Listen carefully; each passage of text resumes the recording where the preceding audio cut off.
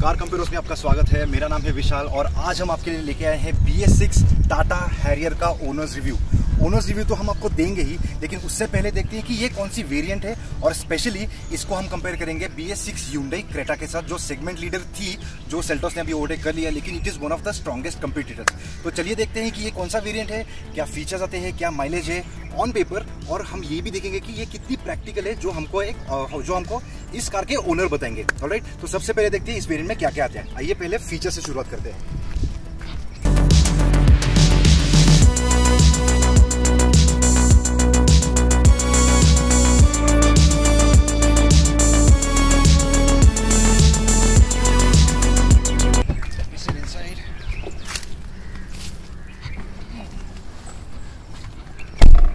Okay, सबसे पहले शुरुआत करते हैं दोस्तों ऐसे फीचर्स के बारे में जो आपको क्रेटा में भी मिलेंगे। जैसे सेफ्टी फीचर्स उसमें ऐसे हैं जो क्रेटा में भी आते हैं, एक्सेप्ट रोल ओवर मिटिगेशन आपको क्रेटा में नहीं मिलेगा और क्रूज कंट्रोल आपको क्रेटा में नहीं मिलेगा। जब स्क्रीन की बात आती है तो इसमें 7 इंच का स्क्रीन आता है, टच स्क्रीन इंफोटेनमेंट सिस्टम आता है। ये अगर क्रेटा के इक्विवेलेंट वेरिएंट के साथ कंपेयर किया जाए जो है SX, तो उसमें 3 इंच बड़ा स्क्रीन आता है। जब प्राइजेस की बात की जाए तो ये ऑन रोड दिल्ली की प्राइस है 19.52 लाख। यही अगर क्रेटा के साथ कंपेयर करेंगे तो क्रेटा 1 लाख से महंगी है। जी हाँ, उसमें फीचर्स भी कुछ एक्स्ट्रा आते हैं, नो डाउट अबाउट इट, लेकिन ये इसमें क्या क्या फीचर्स आते हैं हम पहले वो देखेंगे। सनरूफ आपको इस वेरिएंट में नहीं मिलेगा। जब गियरबॉक्स की बात आती है तो इसमें आपको 6 स्पीड ऑटोमेटिक गियरबॉक्स मिलता है और इसका माइलेज है अराउंड 14.63 किलोमीटर पर लीटर, जो क्रेटा से 4 किलोमीटर कम है। जी हाँ, फिर बात आती है एसी की। बहुत गर्म हो रहा है अभी, आई नो दैट। तो एसी की जब बात आती है तो इसमें इस वेरिएंट में जो है XMA, उसमें आपको ऑटो एसी नहीं तो क्लाइमेट कंट्रोल नहीं मिलेगा। जैसे आप यहाँ पे देख रहे हो, यहाँ पे मैनुअल नॉब्स दिए हुए हैं, ब्लोअर चालू नहीं तो बंद करने के लिए। यहाँ पे पूरे सेटिंग्स है एसी के, यहाँ पे भी कंट्रोल दिया हुआ है। ये अगर बटन आप यहाँ पे देखोगे दोस्तों, तो ये है ड्राइव मोड के 2 बटन दिए हैं टाटा ने हैरियर में, XMA में। ये है स्पोर्ट्स मोड और ये है उनका इको मोड, और तीसरा मोड आता है जो है city mode. City mode default mode है। जब आप कार चालू करते हो तब डिफॉल्ट मोड में वो सिटी मोड में चला जाता है, 3 मोड में से एक। तो ये तो हो गई बात मोड की। फिर आर्मरेस्ट की यहाँ पे दिखा दूं मैं आपको, ये है सेंटर आर्मरेस्ट यहाँ पे, जहाँ पे आप बहुत सामान जैसे आप देख सकते हो ओनर ने रखा हुआ है। यहाँ पे थोड़ा सा पीछे है ये आर्मरेस्ट, ऐसे मुझे लगता है। प्रॉब्ली ओनर बेस्ट फीडबैक देंगे हमें ये कितना पीछे है, क्योंकि जब मैं ऐसे सीट ड्राइवर पे बैठता हूँ तो पीछे जाना पड़ता है। यहाँ पे वो एक्चुअली होना चाहिए था। जब स्टीयरिंग व्हील की बात आती है तो आपको इसमें हैरियर के इस वेरियंट में आपको टिल्ट और टेलीस्कोपिक दोनों एडजस्टमेंट का स्टीयरिंग व्हील मिलता है। यानी ये आप ये भी एडजस्ट कर सकते हो और ऐसा भी, यानी आगे पीछे भी एडजस्ट कर सकते हो। इसमें नीचे एक नॉब दिया हुआ है और ये मैंने लॉक कर दिया। फिर बात आती है छोटे छोटे बटन्स की, यहाँ पे जो आप इंफोटेनमेंट सिस्टम का जो म्यूजिक सिस्टम है वो कंट्रोल कर सकते हो। 2 AC वेंट्स दिए हैं यहाँ पे। एक छोटा सा यहाँ पे एक सिल्वर क्रूमिंग का लाइन दिया हुआ है, जो दोनों AC वेंट्स पे भी दिए हुए हैं। लेफ्ट को अगर आप देखोगे वहां पे भी है, और राइट साइड पे यहाँ पे भी एक दिया हुआ है। देन पावर विंडोज, ड्राइवर के लिए जब पावर विंडोज की बात आती है तो सारे विंडोज कंट्रोल कर सकते हो। ये 4 बटन से आप विंडो लॉक और अनलॉक भी कर सकते हो, यहाँ पे कंट्रोल दिया हुआ है वो। अब मैं आपको दिखाता हूँ ये ड्राइवर सीट में क्या क्या एडजस्टमेंट कर सकते हो, क्योंकि ये driver seat 6 way adjustable seat है, जो क्रेटा में भी आता है। 2, 3, 4, 5, 6 ये 6 वे एडजस्टेबल सीट है जो आपको इस वेरिएंट में मिलेगा XMA। और यहाँ पे आपको फैब्रिक लेदर सीट मिलते हैं ओरिजिनली, जो ओनर स्विच कर सकता है ऑब्वियसली लेदर को, नहीं तो एनी अदर टेक्सटाइल। इसके ऊपर वाले वेरिएंट में जो 2 से 2.5 लाख रुपए महंगा है, उसमें आपको लेदर के सीट्स मिलेंगे। When it comes to Creta comparison, Creta में भी सेम टाइप का सीट आपको मिलेगा, which is 6 way adjustable seat. अब पीछे जाते हैं और देखते हैं कि पैसेंजर का कैसे एक्सपीरियंस होगा सेकेंड रो में।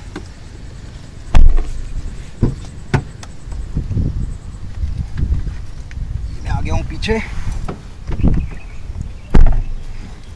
दोस्तों मेरी हाइट है 5'8", ओके, और जैसे आपने देखा होगा ये सीट मैंने पूरी पीछे ली हुई है और ये एंगल ऑलमोस्ट कंफर्टेबल है, यानी ये एंगल में ड्राइवर ठीक से कंफर्टेबली ड्राइव कर सकता है। ये एंगल में है ये। और अगर आप लेगरूम की बात करोगे तो you won't believe the legroom that you can see now. ये एटलीस्ट 8 से 9 इंच का लेगरूम मुझे मिल जाता है पीछे as a passenger with seat belt on all the safety that Harrier comes with, Tata safety specially. तो ये हो गई लेगरूम की बात। हेडरूम की अगर बात करोगे तो मुझे एटलीस्ट आधे से 1.25 इंच का हेडरूम मिल जाता है यहाँ पे। मेनली सेंटर पे टाटा ने एसी वेंट्स नहीं दिए हैं। हैरियर में रियर एसी वेंट्स आते हैं लेकिन सेंटर में नहीं दिया है इस वेरिएंट में, उन्होंने दिया है यहाँ पे साइड में। अगर आप साइड में देखोगे तो यहाँ पे एक एडजस्टेबल नॉब दिया है जो ऊपर नीचे और लेफ्ट और राइट को भी होता है, जिससे आप एसी अपनी तरफ नहीं तो सेंटर पैसेंजर को एडजस्ट करके दिखा सकते हो, नहीं बेसिकली उनके कन्वीनियंस के हिसाब से एडजस्ट कर सकते हो। ये हो गया पैसेंजर वाला, जहाँ पे आपको पावर विंडोज़ के लिए कंट्रोल भी मिलता है, जिससे आप ये विंडो कंट्रोल कर सकते हो। ये हो गया सेकंड रो। अब जाते हैं पीछे बूट स्पेस में, जहाँ बूट स्पेस की बात करेंगे, स्पेयर व्हील दिखाऊंगा मैं आपको और टेल लैम्प दिखाऊंगा मैं आपको, एटसेट्रा। Let's go.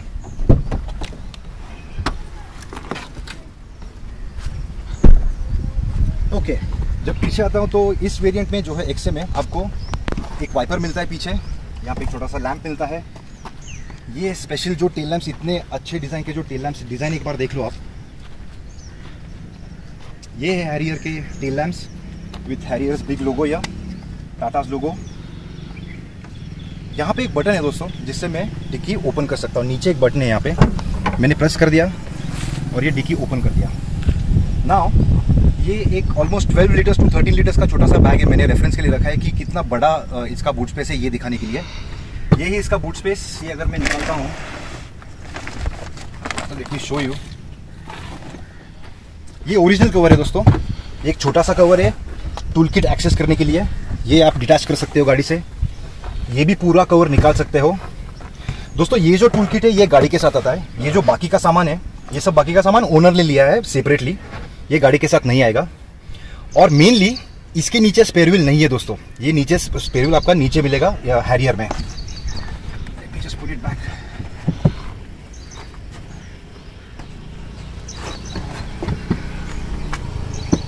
अब जब बूट स्पेस की बात आती है तो हैरियर का बूट स्पेस है अराउंड 425 लीटर्स, लेकिन जब ये सीट आप नीचे कर लेते हो इट एक्सटेंड्स टू 825 लीटर्स। जी हाँ, जब नॉर्मल बूट स्पेस की बात आती है तो क्रेटा इससे 8 लीटर ज़्यादा बूट स्पेस है, no doubt about it, but ये सीट नीचे करने के बाद 800 लीटर से भी ज़्यादा बूट स्पेस मिल जाता है आपको हैरियर में। ओके, ये हो गया बूट स्पेस। अब साइड में आते हैं और देखते हैं कि डिमेंशंस कैसे कंपेयर होती है क्रेटा के साथ, BS6 क्रेटा के साथ। जब इसकी लंबाई की बात आती है दोस्तों तो ये ज़्यादा लंबी है क्रेटा से 11 इंच से। जी हाँ, इसकी जो लंबाई है वो। जब इसके ऊंचाई की बात आती है तो ये क्रेटा से ज़्यादा ऊंची है 4 इंच से। जी हाँ, और जब विड्थ की बात आती है ना, जो चौड़ाई है गाड़ी की, ये व्हील से वो व्हील का डिस्टेंस जो है वो ज़्यादा है क्रेटा से 2.5 इंच से। जी हाँ, यानी हैरियर क्रेटा से ऊंची भी है, लंबी भी है और चौड़ी भी है। Let's go in the front now and see इसका इंजन कौन सा है और मेनली इसका माइलेज क्या है।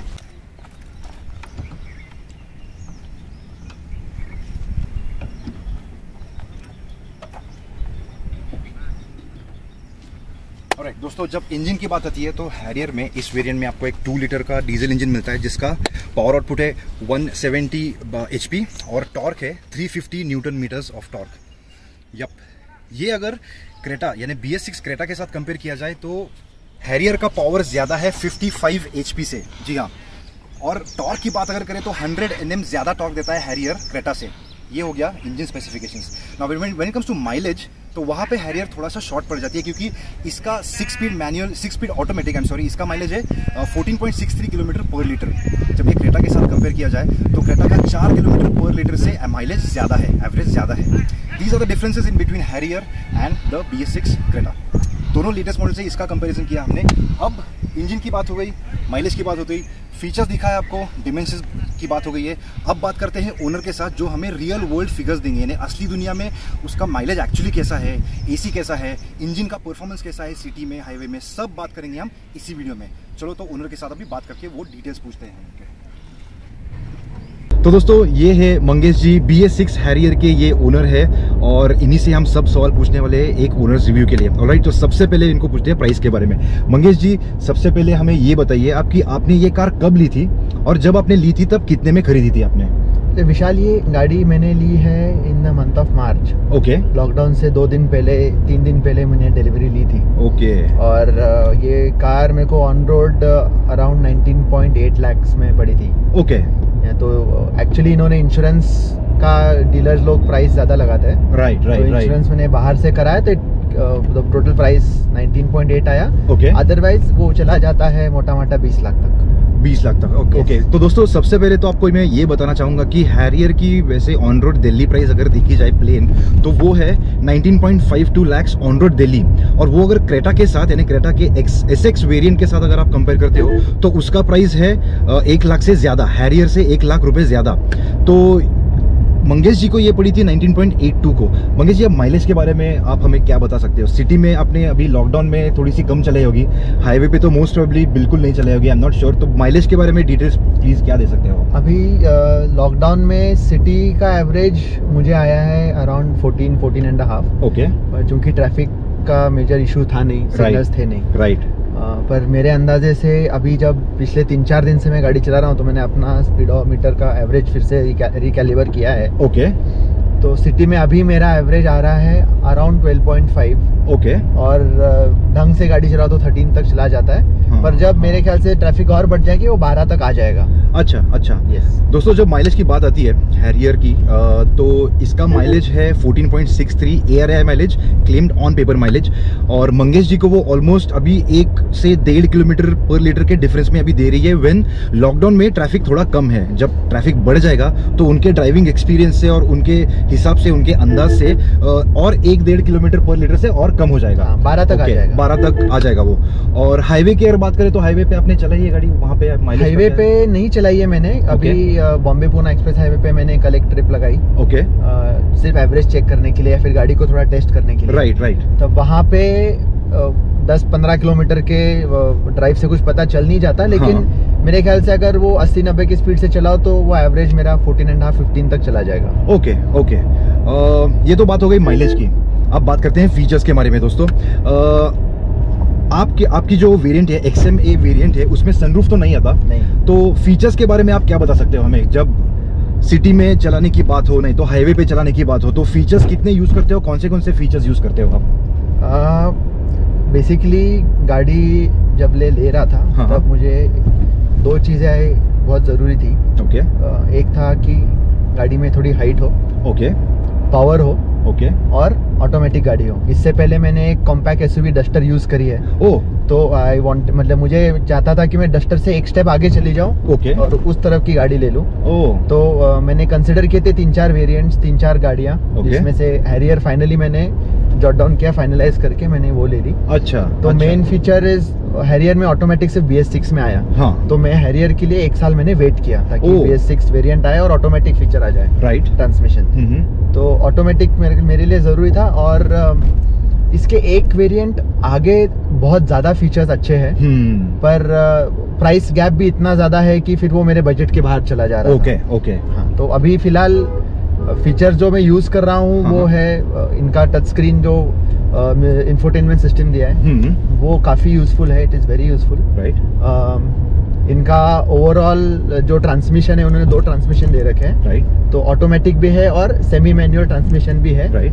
जस्ट इन केस अपने को अगर बहुत जल्दी ओवरटेक करना है किसी गाड़ी को, तो अपन मैनुअल में आके उसको गाड़ी को we can increase the acceleration. हाँ, वो पिकअप मिल जाता है आपको। ये फीचर उन्होंने ये गाड़ी में दे रखा है। राइट। ओके। तो फिलहाल सिटी में ये 2 फीचर्स मैंने यूज करे। ओके। थर्ड बहुत अच्छी चीज है कि इस वेरिएंट में भी उन्होंने 6 स्पीकर्स दे रखे हैं। हाँ। राइट। हाँ, तो sound quality and the overall feel जो आता है जब हम म्यूजिक प्ले करते हैं, हाँ, तो बहुत it is very good compare to all other vehicles that I. Okay.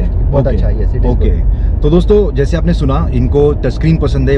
इनको जो गियर बॉक्स में 2 ऑप्शंस दिए हैं, यानी ऑटोमेटिक चलती है और आप AMT की तरह आप ऑटोमेटिकली आप गियर कंट्रोल कर सकते हो और वैसे भी एक्सेलरेशन पे कंट्रोल लेके आ सकते हो, वो उनको पसंद है। और जब फीचर्स की बात आती है तो मैं आपके फैमिली के बारे में पूछना चाहूँगा कि सीट के कंफर्ट कैसी लगती है उनको, और हाईवे पे अगर आपने लंबे सफ़र पे जो भी आपने 15-20 किलोमीटर चलाई है उनके साथ और विदाउट देम, तो उनको कंफर्ट के हिसाब से कैसी लगती है कार? पीछे अगर वो बैठे हैं, नहीं तो को ड्राइवर सीट में बैठे हैं। मेरे फैमिली में कोई बहुत ज़्यादा लंबा है नहीं, मतलब एवरेज मैं ही 5'7" हाइट है मेरी, तो मैं ही सबसे लंबा हूँ। अच्छा। तो हमको लेग रूम वो सब का इशू कभी आया नहीं है किसी भी गाड़ी में। ओके। और इस गाड़ी में तो और भी बिल्कुल इशू नहीं आता। Right right. हाइट गाड़ी की ज़्यादा है, ग्राउंड क्लियरेंस ज़्यादा है, तो पीछे मेरी बच्ची बैठते तो उसको खिड़की से बाहर सब देखने को ज्यादा अच्छा लगता है। ओके। बाकी सब गाड़ियों के अंदर वो झांक के देख सकती है। ओके। तो this car has a good height. Okay. And overall पीछे भी अगर आप बैठोगे, जैसे मैं अपने फ्रेंड्स के साथ कभी घूमने गया था, तो 3 adults can sit very properly. Okay. हाँ, तो स्पेस इतना है कि 3 adult आराम से बैठ सकते हैं पीछे के रो में। पीछे के रो में। तो typically it's a 5-seated car, proper 5-seater car ऐसे बोल सकते हो। बिल्कुल। और उस अंदाज से आप लंबा सफर यानी 200 kilometre one way at least comfortably कर सकते हो। हाँ, आपके अंदाज से क्या लगता है आपको? मैं तो जनरली ड्राइव करता हूँ हाईवे, मेरा हाईवे ड्राइविंग बहुत ज्यादा है। ओके। तो मैं at a stretch 450 kilometre without a break generally drive कर लेता हूँ। ओह। तो वो ड्राइविंग का ध्यान में रखते ही मैंने ये थोड़ा मोर पावरफुल एसयूवी खरीदने का सोचा था। ओके। ओके। अभी जितना मैंने ये गाड़ी चलाई है तो बिल्कुल टायरलेस है। ओके। मतलब बिल्कुल यू डोंट फील टायर्ड, थकावट बिल्कुल नहीं आती है इसमें। ओके। तो it is I am sure कि जब हाईवे पे भी चलाऊंगा तब feel will be much better, बहुत ज्यादा अच्छा लगेगा। ओके। ओके।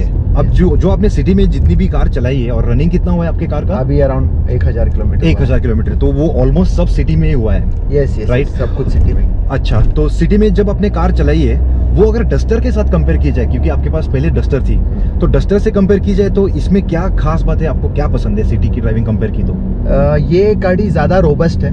ओके। एक सेकंड, इसका रोड प्रेजेंस बहुत ज्यादा है। ट्रू तो एग्जैक्टली। हाँ, मतलब गाड़ी लेते टाइम ये एक और मेरे दिमाग में था कि गाड़ी लो तो रोड प्रेजेंस होना चाहिए। राइट। तो अभी ये गाड़ी नहीं है तो ज्यादा गाड़ियां दिखती नहीं है रोड पे, that would be one reason. एक चीज और है, एक्सेलरेशन इसमें 3 मोड्स दिए इन्होंने। Right. City, eco and sports mode. Right. तो स्पोर्ट्स मोड का एक्सेलरेशन इज मतलब बहुत ज्यादा 170 की पावर मिल जाती है। राइट। तो उससे बहुत फर्क पड़ता है। ओके। और डस्टर में एक चीज थी, वो गाड़ी दिखती बड़ी है लेकिन डस्टर का टर्निंग रेडियस बहुत छोटा है। राइट। हाँ, तो यू टर्न लेने में या फिर सिटी में घूमने के लिए डस्टर ज्यादा बेटर है, अगर बहुत क्राउडेड रोड्स हो तो। ओके। तो उन क्राउडेड रोड्स पे हैरियर जब मैं ले जाता हूँ, अभी खैर ज्यादा क्राउड है नहीं, पर अंदाजा आ जाता है कि अगर छोटे रास्ते पे हैरियर लेके जाओ तो फिर 2 जगह देखने की जरूरत है कि गाड़ी लग तो नहीं रही है। अच्छा, टर्निंग रेडियस ज्यादा होने की वजह से। ओके। क्योंकि एक्चुअली वैसे देखा जाए तो हैरियर डस्टर से तो बड़ी है ही, लेकिन आप अगर क्रेटा के साथ कंपेयर करोगे दोस्तों, तो हैरियर, जैसे हमने इंट्रो में आपको बोला, हैरियर इंजन में तो बड़ी है ही, पावरफुल है ही, लेकिन उसके एक्सटीरियर यानी डिमेंशन जो है वो भी बड़ी है हैरियर, यानी साइज में बड़ी है। वो जो साइज का एक्सपीरियंस है आपका, यानी बड़े साइज होने की वजह से टर्निंग रेडियस, जैसे आपने बोला कि एक छोटे से सिटी के लेन में अगर आपको यू टर्न लेना है तो एटलीस्ट 2-3 बार आपको आगे पीछे करके यू टर्न लेना पड़ता है। नहीं तो सिटी के मेन रोड्स पे बीच में डिवाइडर हो तो डिवाइडर से थोड़ा लेफ्ट को आके फिर यू टर्न लेना पड़ता है। थोड़ा सा बड़ा यू टर्न लेना पड़ता है, you have to take a bigger circle. तो वो थोड़ा इनकन्वीनियंट है, आपको लगता है थोड़ा इनकन्वीनियंट है कि इट इज ओके, कि चल जाता है, नो प्रॉब्लम है? थोड़ा इनकन्वीनियंट, ओके, लेकिन प्लस पॉइंट्स इतने ज्यादा है कि वो इनकन्वीनियंस छुप जाता है। अच्छा, वो निगलेक्ट हो जाता है, इग्नोर करना कोई प्रॉब्लम नहीं है। क्योंकि वो जो डिमेंशंस बड़े हैं ना मंगेश जी, वो पॉजिटिव पॉइंट्स उसके ये है कि वो ज्यादा स्टेबल भी हो जाती है गाड़ी। यानी हाइट ज्यादा है, क्रेटा से अगर कंपेयर करें दोस्तों तो इसकी हाइट 2.5 इंच से ज्यादा है, जैसे हमने आपको बोला। तो विड्थ भी इसकी ज्यादा है और लंबी भी है ज्यादा, 11 इंच लंबी है क्रेटा से। तो वो पॉजिटिव साइड अगर देखें तो स्टेबल भी हो जाती है, यानी आपको वो हाईवे पे अभी ज्यादा एक्सपीरियंस आएगा जब आप लंबे सफर पे जाओगे तब। ठीक है, तो फीचर्स के बारे में आपने हमें बोला, डिमेंशंस के बारे में आपने हमें बोला, एक्सेलरेशन के बारे में भी मंगेश जी ने आपने बोला हमें, सो थैंक यू। अगर मैं आपको हैरियर के बारे में, अगर हमारे दर्शकों को मुझे बोलना है कि दर्शकों, अगर आप क्रेटा और हैरियर के बीच में सोच रहे हो तो हैरियर में आपको ये मिलेगा, ये एक चीज मिलेगी, वो एक चीज क्या है जो आप हमारे दर्शकों को बताना चाहेंगे कि ये आप जरूर सोचिए, जरूर प्रायोरिटाइज कीजिए when it comes to Harrier, जो आपको क्रेटा में मे भी मिलेगी, मे भी नहीं मिलेगी, लेकिन वो आपने एक्सपीरियंस किया है। मैं दर्शकों को बोल सकता हूँ कि आप ये सोच सकते हो, लेकिन आपने एक्सपीरियंस किया है, तो वो चीज क्या है? अगर आपका किसी का भी हाईवे ड्राइविंग है, यहाँ पे या तो आपकी गाड़ी आप तेज चलाते हो, maybe your roads are broad, okay, तो ऐसे टाइम में सबसे ज्यादा इंपॉर्टेंट होता है सेफ्टी। राइट। और आप जब हैरियर में बैठते हो तो आपको लगता है कि आप गाड़ी में नहीं, टैंक में बैठे हो। तो ये बहुत ज्यादा रोबस्ट फील आता है। राइट। तो मतलब मुझे यकीन है कि अगर 100, 120, 140 जनरली स्पीड नहीं टच करना चाहिए। राइट। पर इस गाड़ी में 100 तो मैंने टच किया है, पर पता नहीं चलता क्योंकि सिर्फ बीपर आता है 80 के ऊपर आप गए हो तो कि स्पीड 80 के ऊपर है। ओके। अगर वो बीपर नहीं आएगा तो पता नहीं चलेगा। तो सेफ्टी वाइज और जो एक स्टडीनेस होता है गाड़ी में, वो क्रेटा में आप कंपेयर नहीं कर पाओगे जो हैरियर से आता है। ओ, वो कॉन्फिडेंस आता है आपको। बिल्कुल, बिल्कुल। अच्छा, तो बहुत ज्यादा सेफ है गाड़ी, बहुत ज्यादा हैवी है। ओके। तो इसलिए आपका स्टेबिलिटी जो गाड़ी का है वो मतलब आप गाड़ी में बैठोगे तो आपको पता चलता है कि आप सेफ हो, आपको कुछ होगा नहीं। ओके। और ये बात नौसिखिया ड्राइवर्स यानी जो अमेच्योर ड्राइवर्स रहते हैं कि जस्ट गाड़ी चलाने शुरू की है, उनको भी ऐसा कॉन्फिडेंस इंस्पायरिंग लगेगा कि आप जैसे एक्सपीरियंस ड्राइवर्स को भी? कौन से कैटेगरी के ड्राइवर को ये लगेगा कि किसी को भी लग सकता है ये? नहीं, एक्चुअली जिसने अलग अलग टाइप की गाड़ियां चलाई है उसे ये ज्यादा फील होगा, क्योंकि उसने एक लाइटर गाड़ी चलाई है। तो एक स्टेबिलिटी एक बहुत रिलेटिव टर्म है। राइट। आज मुझे हैरियर बहुत स्टेबल लग रही है, कल मैं हमर चलाऊंगा तो बहुत ज्यादा स्टेबल लगेगी। एग्जैक्टली। तो अगर आप रिलेटिविटी आप देखना चाहोगे तो जिसने और कोई 2-4 गाड़ियां चलाई हो उससे ये ज्यादा फील होगा ओके कि स्टेबिलिटी होती क्या है, या रोबस्टनेस जो अपन बोलते हैं, स्ट्रेंथ गाड़ी की होती क्या है। राइट। तो ये तभी पता चलेगा जब आपने खुद की नहीं बल्कि कोई और की गाड़ी भले ही चलाई हो, या हाईवे पे चलाई हो। मंगेश जी, हमें अब ये बताइए कि ये जो एसी है इस कार का, गर्मी के दिनों में, अब गर्मी के दिन शुरू हो गए हैं, तो आपका एसी का एक्सपीरियंस कैसा है सिटी में? ये हैरियर का जो एसी है, इतनी सारी गाड़ियां मैंने चलाई है, इसमें सबसे अच्छा अगर किसी का एसी का पावर है और कूलिंग एफिशिएंसी आप देखेंगे तो हैरियर मेरे लिए नंबर 1 पे आता है। ओके। तो अभी आप जैसे फील करोगे तो मैंने फर्स्ट ब्लोअर पे रखा है। राइट। एंड फिर भी इस गर्मी में 10-15 या आधे मिनट में पूरी गाड़ी चिल हो जाती है। ओके। तो केबिन भी बड़ा है गाड़ी का, इसलिए उन्होंने एसी का एफिशिएंसी भी बहुत अच्छा रखा है। ओके। तो एसी इज वेरी गुड। अभी तो मैंने 3rd और 4th लेवल पे एसी टेस्ट भी नहीं किया है। ओके। जरूरत भी नहीं पड़ी, क्योंकि अभी गाड़ी में 2 लोग ही है। ओके। कभी 5 लोग भरेंगे गाड़ी में तब पता चलेगा एफिशिएंसी कितनी है। राइट। रियर में उन्होंने जो एसीज दिए हैं, जनरली वो बीच में जो एसीज आते हैं उससे ज्यादा एफिशिएंसी तब होती है जब आपको हवा चारों तरफ से आती है। राइट। तो यहाँ पे इन्होंने इस वेरिएंट में एसीज जो है वो डोर के बीम्स में दे रखे हैं। राइट। ओके। तो एसी वेंट्स पीछे है, जिससे पीछे बैठने वालों को भी अपने हिसाब से एसी का एडजस्टमेंट कर सकते हैं। ओके। तो एसी बहुत अच्छा है इनका। ओके। एसी में एक नुक्स ये है कि उन्होंने हर एक वेंट पे एसी ऑन ऑफ या तो वेंट ऑन ऑफ का ऑप्शन देना चाहिए था। ओके।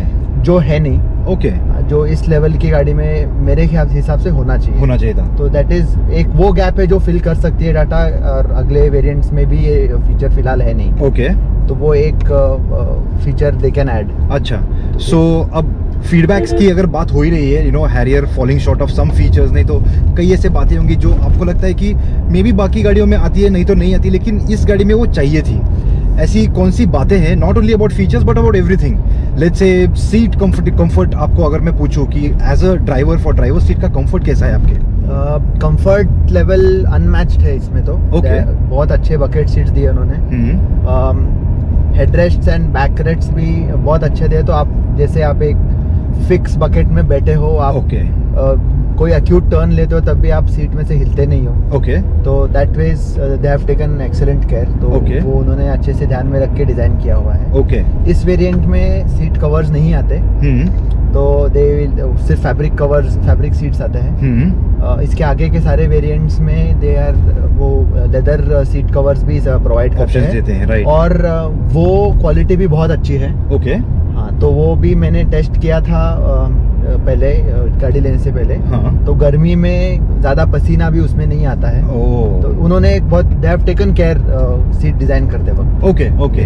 एक बात यहाँ पे दर्शकों में आपको बताना चाहूंगा कि इसकी जो इक्विवेलेंट वेरिएंट है क्रेटा की, जो है SX वेरिएंट, उसमें वेंटिलेटेड सीट्स नहीं आते। यानी आप सीट की बात हो रही है तो मे बी आप सोचते होंगे कि हाँ, क्रेटा में तो वेंटिलेटेड सीट्स आते हैं, लेकिन क्रेटा जो इसके इक्विवेलेंट के वेरिएंट की है, जो 1 लाख रुपए से ज्यादा में बेची जाती है, उसमें वेंटिलेटेड सीट्स नहीं आते। और इसमें जैसे फैब्रिक सीट्स इसमें आते हैं, they are not only quite comfortable, लेकिन इसमें ज्यादा पसीना भी नहीं आता और it doesn't take a toll on your driving also. यानी आप ड्राइव कर रहे हो और बहुत पसीना आ रहा है इसलिए ब्रेक लेना पड़ रहा है, ये भी नहीं होता है इसमें। ओके।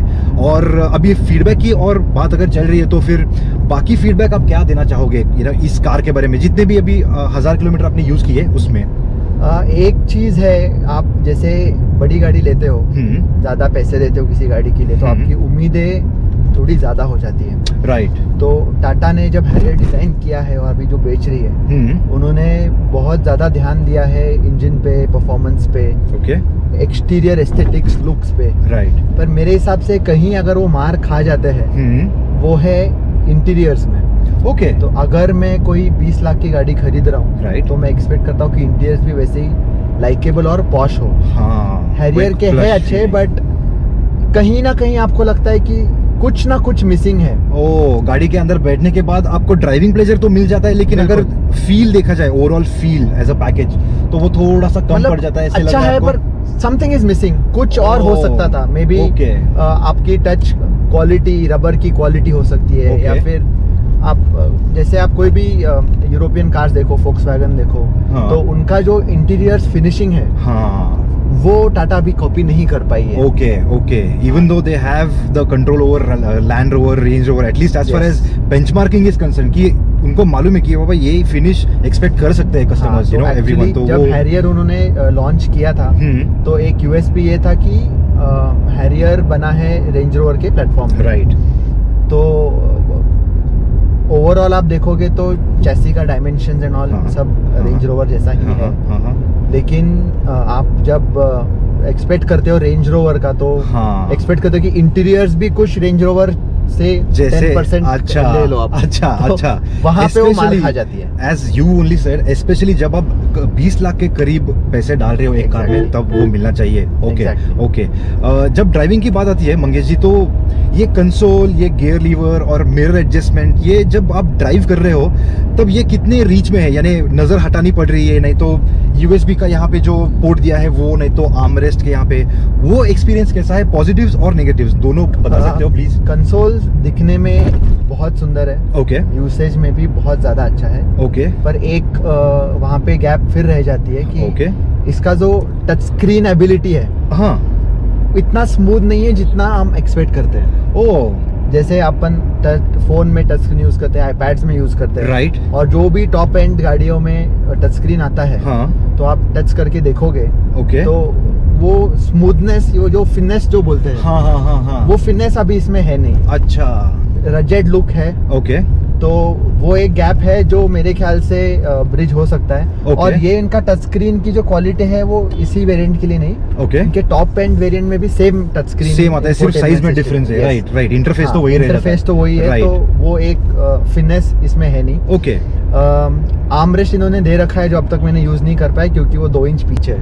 ओह, हाँ, तो अभी मैं भी एज अ पैसेंजर अगर मुझे रखना है यहाँ पे, हाँ, तो मुझे थोड़ा हाथ ऐसे, तो आपको आर्मरेस्ट ढूंढना पड़ता है कि है कहाँ पे। ओके, तो आर्मरेस्ट बड़ा हो सकता था, ओके, और मतलब आर्मरेस्ट की जरूरत पड़ती है आप जब लॉन्ग ड्राइव पे जाते हो, सिटी में ज्यादा फर्क नहीं पड़ता, और स्पेशली ऑटोमेटिक कार्स में जब आपको गियर नॉब टच ही नहीं करना है, राइट, तो रेस्ट करने के लिए armrest is very very important. वहाँ पे एक छोटा सा गैप रह जाता है। ओके, 2 इन्होंने चार्जिंग पॉइंट्स दे रखे यूएसबी के, राइट, तो पहले के जो हैरियर मॉडल्स थे उसमें ये चार्जिंग पॉइंट्स और ज्यादा अंदर थे। ओके, अभी उन्होंने 2 इंच बाहर लाए हैं। ओके, स्कोप और था बाहर लाने के लिए, ताकि जब कोई गाड़ी चला रहा हो या फिर जैसे आप साइड में बैठे हो, हाँ, नेविगेटर सीट पे, तब आपको ढूंढना ना पड़े। ओके, यानी बिना देखे आपको सारे कंट्रोल्स हाथ में आने चाहिए, राइट, तो वहाँ पे थोड़ा सा एक गैप रह जाता है। अच्छा, तो ये जो यूएसबी कंट्रोल, ये जो यूएसबी पोर्ट दिए हैं, हाँ, वो थोड़े और 1 इंच बाहर, हाँ, जैसे अभी मैं गाड़ी चला रहा हूँ, हाँ, और सिटी में चला रहा हूँ और मेरे को ये पोर्ट्स दिख नहीं रहे, तो मेरे साइड एंगल में है नहीं। एग्जैक्टली, वो आपके पेरिफेरल व्यू में नहीं आता है। अच्छा, तो अगर मुझे वो यूज करने हैं, हाँ, अगर मैं सिग्नल पे भी हूँ, हाँ, और 15-20 सेकंड का सिग्नल होता है, राइट, तब मुझे रास्ते से नजर हटा के ये ढूंढना पड़ेगा। ओके, तो ये बहुत छोटा सा माइन्यूट सा पॉइंट है, पर लेकिन यहीं पे सारे यूरोपियन कार्स एक कदम आगे। ओके, तो ये तो यूएसबी पोर्ट की बात हो गई। एसी कंट्रोल का क्या, यानी अगर आप गाड़ी चला रहे हो और फर्स्ट फ्लोर से सेकंड फ्लोर पे जाना है, नहीं तो टच स्क्रीन, नहीं तो कुछ भी अलग अगर एक्सेस करना है आपको, तो वो आपको नजर हटा के यूज करना पड़ता है, कंट्रोल करना पड़ता है? वो मेरे पेरिफेरल व्यू में आ जाता है सारा। अच्छा, वो इश्यू है नहीं। अभी जैसे मीडियम हाइट का आदमी अगर बैठा है मेरे जैसा, तो उसका रीच में भी सब कुछ आ जाता है। ओके, कोई प्रॉब्लम बिल्कुल नहीं है। Okay, that veg they have done well. सिर्फ एक फिटनेस होना चाहिए, जैसे आप एसी नॉब भी आप घुमाओगे, हाँ, तो एक काइंड ऑफ फिटनेस आना चाहिए, वो है नहीं, थोड़ा रगेड है लुक। अभी भी लगता है कि आप टाटा सुमो का उन्होंने कुछ ना कुछ चुराया होगा। तो दोस्तों ये थे हमारे चंद सवाल मंगेश जी के साथ ये पूछने के लिए कि हैरियर का एक्सपीरियंस कैसा है उनका। अगर आपको लगता है कि हमने कोई सवाल मिस किया है तो बिना झिझक के इस वीडियो के कमेंट सेक्शन में वो सवाल डालिए। If you don't mind Mangesh ji, वो हम सवाल आपको पूछेंगे और वो आंसर्स आप डायरेक्टली कमेंट में, इस वीडियो के कमेंट्स में दे सकते हो, नहीं तो आप हमें देख सकते हो, हम आपको will be more than happy to give those answers to you. Alright दोस्तों, तो आपको ये अगर वीडियो पसंद आया हो तो प्लीज़ लाइक कीजिए, शेयर कीजिए, कमेंट कीजिए बिना झिझक के, और मेनली हमारे चैनल कार कंपेयर्स को सब्सक्राइब कीजिए with the bell icon option. Alright, thank you, bye bye.